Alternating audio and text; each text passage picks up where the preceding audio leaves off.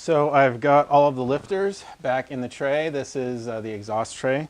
A for exhaust, E for intake. It's kind of strange, but they're German words. So I've got these little magnets right here. See the magnets? Those are holding the lifters up in place. If I didn't have those on there, the lifters would just fall out from the bottom right now. So that's how you keep them in place. You get a whole pack of those magnets for a couple bucks at the hardware store. You can just drop this into place. You got to get it on the little alignment dowels. You don't want to drop any of your magnets, so we'll pull those off right now. It can be a little tricky to get this cam tray on those little alignment dowels. Probably push it, get it started in the back there. There.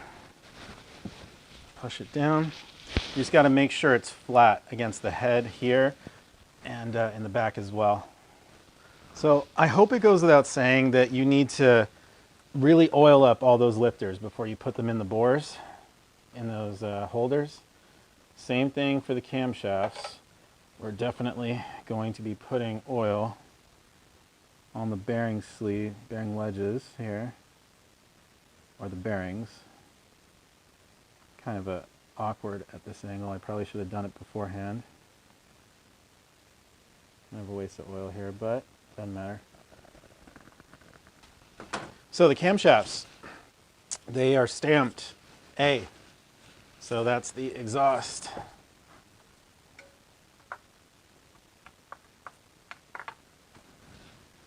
E for intake.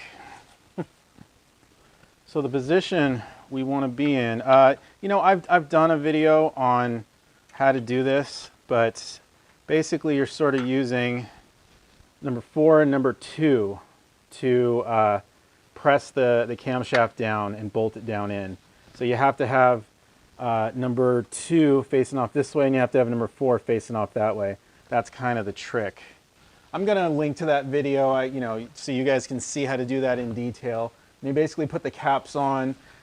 You know, you'll bolt down number 2 and number 4 just a little by little, okay? If you don't do it that way, if you just try to press it down and you're not conscious of that, the camshafts could crack because they're, you know, they're hard.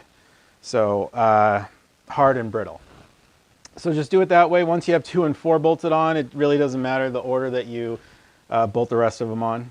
So I've gone ahead and poured more oil over the camshafts, all the lobes, all the bearing surfaces.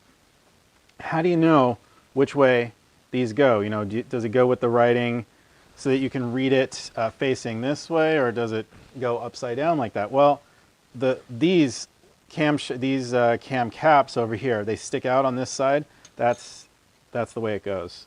So then you just match up the writing that way. This is the basic procedure. You try to get them started on caps 3 and 5, you know, A3 and A5, which is cylinders 2 and cylinder 4. You just go little by little.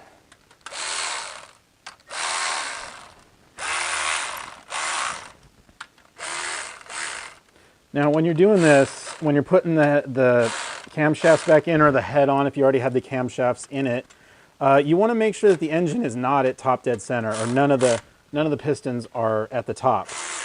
That way, you know, because there are going to be some valves that are open. You don't want those valves to hit those pistons that are right at the top. You know, you don't want to squish them down on there. So it's just best to just make sure the engine is, you know, none of the pistons are at the top dead center. The torque is 15 Newton meters, which is 11 foot-pounds and 133 inch-pounds. I'm going to use an inch-pound torque wrench to do this.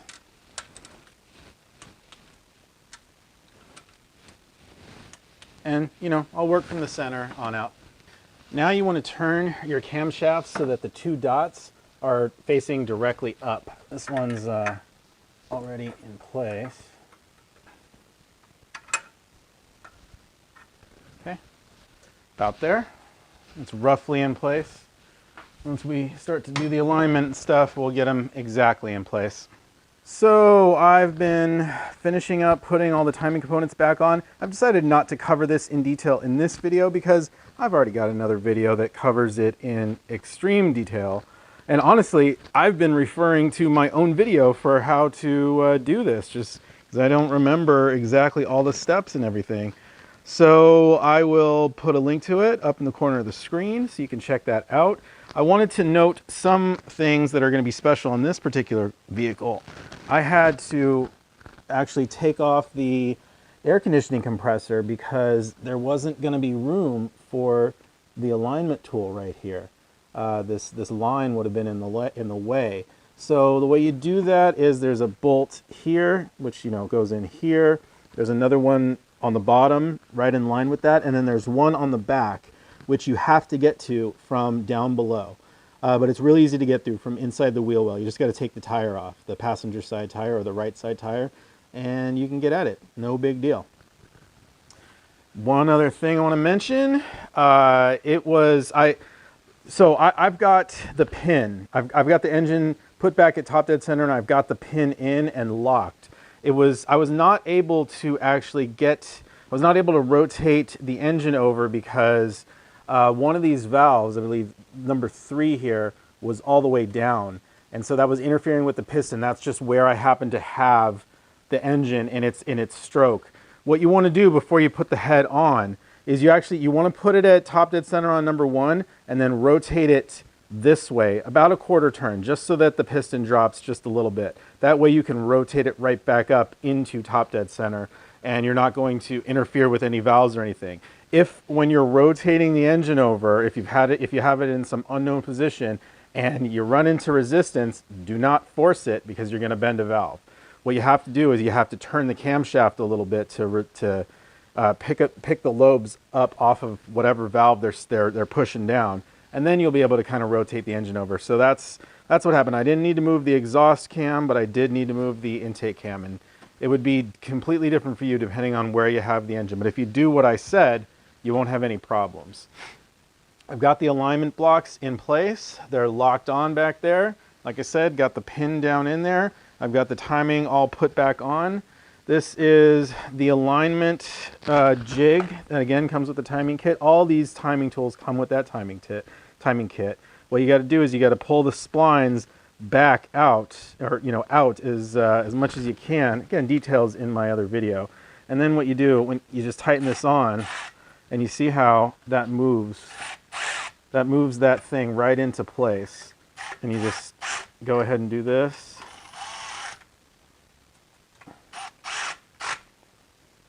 Just get it tight.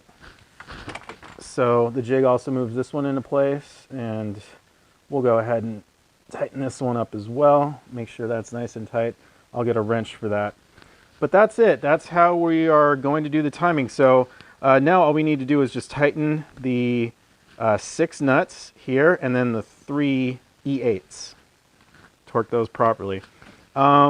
These are obviously going to be 10 foot-pounds. And I'm not going to say what these are because I don't remember. I didn't get to that part of my video yet. Again, refer to my video for how to do this. So as you can see, I've been making a lot of progress here, just putting things back on. I put the Vanos back on. I put the water pump back on, put the thermostat housing back on. I put the new radiator in here and put the oil filter housing back on. These are things like, the water pump would have still been in there. Oil filter housing would have still been in there for you guys. This, the belts would have been on for you guys, radiator, all that stuff would be in there. You'd have your hoses ready to just reconnect right to the thermostat housing. It's just a matter of putting these things back in. Really, the only thing you're going to need to do, put your Vanos on, and you got to connect put your new cooling pipes in there. Now, a little tip on those is rub the O-rings with a little dielectric grease or silicone paste. That's the same thing, and they just slip right in. So, other than that, it's just a matter of, putting the valve cover back on, putting the intake manifold back in, and then putting the little air boots and stuff, all that stuff back in. That's all real simple and basic, basically the same thing on all these engines. So I'm just going to go ahead and, start rocking and rolling with that, and then we'll wrap this thing up. So I actually have most of the engine together over there. I was actually filling it up with coolant, and it started leaking. And it was basically leaking from down below the bottom corner of the radiator, and that's because this O-ring is broken, messed up. I didn't catch that going in. It didn't look bad going in. So that's done. I went to Home Depot. This is the closest I could come. 5/8 by 3/32. Hopefully this is going to do it. It's really supposed to be a 2.5 millimeter by 14.5 millimeter. This is a little big. I might have already had this one in this kit over here. No, just 5/8 by 3/4. So I didn't have this one. I had a 13/16. So this is what we got. It seems a little big. Honestly, it seems a little big. Let's see if we can just use one of the other ones instead. I know I've used one of the O-rings in this kit before I think on my car or something. This is a 9/16. I guess it's a 3/4 by 3/32. No, I guess 9/16 is the ID. That seems like it fits a lot better. Hopefully that's going to actually seal. So we'll give that one a try. See what happens. You know, I think it's a little too small. Not really liking the way it feels. You know, I want more of a positive snap in there. So this is the new one. These are actually right here. These are from the old ATF cooler, and they look to be the same thing as the broken one. Broken one's right here. So they look like they're basically the same thing. Pop this in there. I mean, it's loose just like that one is. I guess in that case, if that's the same thing and it's a little bit loose, then I'm just going to use the new one because it's new. I'll give that a try and see what it feels like, because why not? So I cranked this thing over about a minute until the red oil light went out. That means we have oil pressure. I want to make sure this thing has oil pressure before you go ahead and fire it up, right? And I couldn't hear the fuel pump. I actually tested the fuel pump last night. I tested it manually with my power probe, make sure it powered up, because, you know, would have had to buy a new fuel pump if not. And it powered up, but I wasn't hearing it prime when I turned the key. So I checked the fuel pump fuse, and the guy had pulled it out, you know, I guess for safety. That's not a bad thing. So I plugged it back in. It primes now, and then I smelled gas, and I could hear it leaking a little bit. So one of these fuel injectors is leaking. I could see all of them were actually wet, which is kind of surprising. So either one or all of these is leaking. So I've got the rail pulled out, obviously. I've got all the clips in, all the fuel injectors in. I've tugged on them to make sure they're nice and secure. I'm gonna go prime, and we're gonna see which one leaks. I'm gonna get you guys close in on it. Okay, you guys watch. You tell me which one leaks.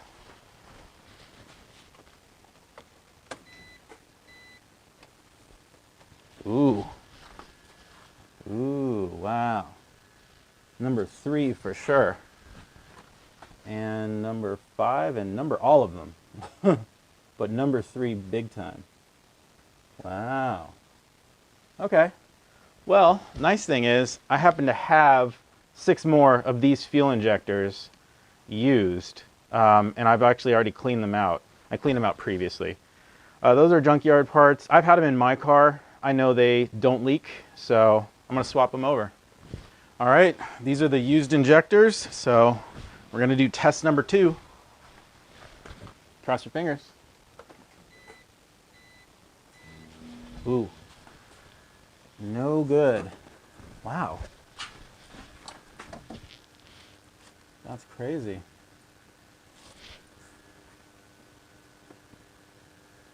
Where is it coming from? Is it going straight down? Or no, last one was number 3. This one is number 4. I wonder what this pressure is getting up to. And also, these clips that this car came with are pretty loose around here. Kind of odd. We'll try this again. Okay, no. Maybe we just needed to bleed the air out of it a little, but look at that. Look at how now it's number 2. Bleeding off pressure like crazy. Yeah, we got fuel coming out over here. Yeah. We got fuel there. We're just leaking. Whatever it is about this rail, man, it's not happy. So I don't know. I guess I'm getting new O-rings for this thing because I didn't want to hold pressure. But it's late. It's Sunday. Can't do it tonight. Got to go get them tomorrow. So, okay, guys, I got new O-rings and I just installed them. They're quite a bit thicker. Let's give this another test.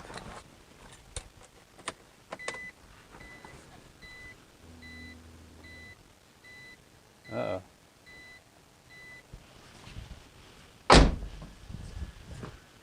Is it still leaking? Wow. That's gotta mean there's something wrong. I mean, there's definitely something wrong. Those are brand new O-rings. I mean, why aren't these leaking and the back ones always seem to be leaking, you know? Okay, guys, I went to the junkyard after work today. Good thing they're open till 6:30 and I get off at 4 if I get in there early. So I grabbed these 6 injectors off of an X5 that just got in there today. And I've changed the O-rings over. I'm going to prime the fuel pump and we'll see if these leak.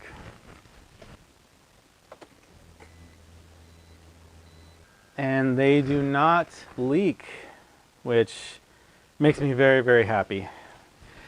Yeah, that was crazy, man. I could understand if the original fuel injectors that this thing came with were leaking like that. You know, they were probably all varnished up after sitting, you know, the gas goes bad, you know, the ethanol in it attracts water, turns into gum. I can believe that they were all like varnished up and maybe the pressurizing them just kind of caused them to pop and stuff.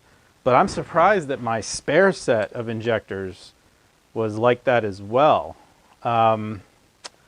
Yeah, I'm pretty sure that I did clean those injectors using fuel injector cleaner. So I don't know. I don't know. My memory is kind of shoddy these days, so maybe I didn't do that. Maybe they've just been sitting in my pile with, you know, gas inside of them. And maybe that got gummed up too, and maybe that's what happened. In the end, I was swapping those fuel injectors around a bunch of times, and you know, two or three of the original ones were just spraying out, like you guys saw. Of the replacement injectors, 4 of them were leaking and 2 of them were not leaking. So, yeah. Anyway, these ones are not leaking, so I'm going to reinstall this, and then we can start the car finally. Okay, guys. So this is the moment of truth. I think we can finally start this thing and see what happens.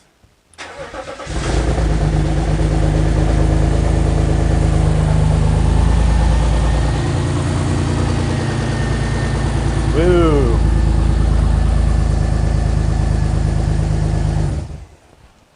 Boo! So you want to know why it was so loud just now? I forgot to tighten the exhaust manifold bolts. You know, where it bolts to the rest of the exhaust. Yeah, I've been doing so much. I've been working on this little by little all week, and that one slipped by me. Anyway, I just went under there and tightened them up real quick, so we're about to start it again.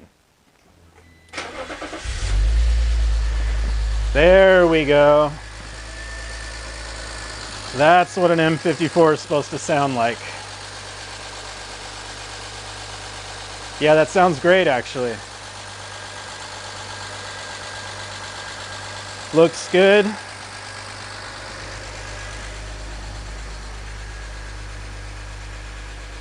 Yep.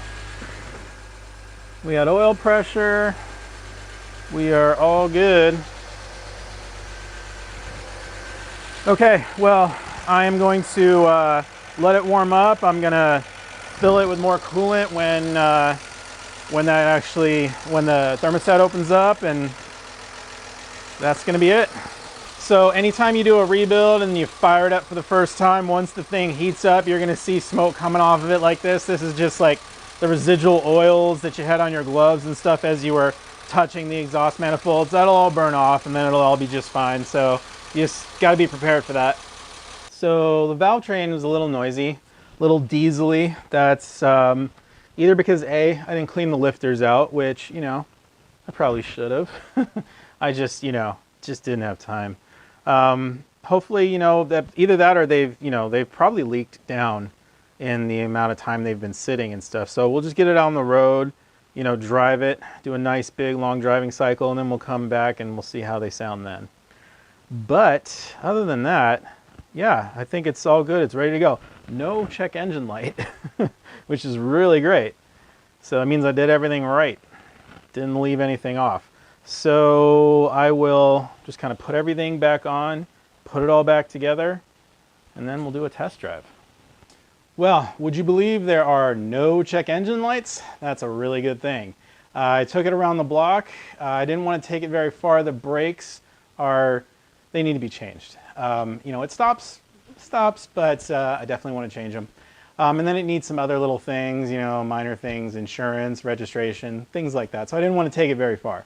But, you know, we'll do that and we'll get that all settled and figure out the next step for this thing. Obviously, it needs a paint job and all that, and then we can sell it. So I'm glad this thing's running. It needs to kind of get out of here because I've got some problems with my E46 that I really need to take care of this weekend. So it's good that this thing is moving under its own power at least. Anyway, if you enjoyed the video series, guys, give me a thumbs up. Subscribe if you want to see more. I'm the 50s Kid. Thanks a lot for watching.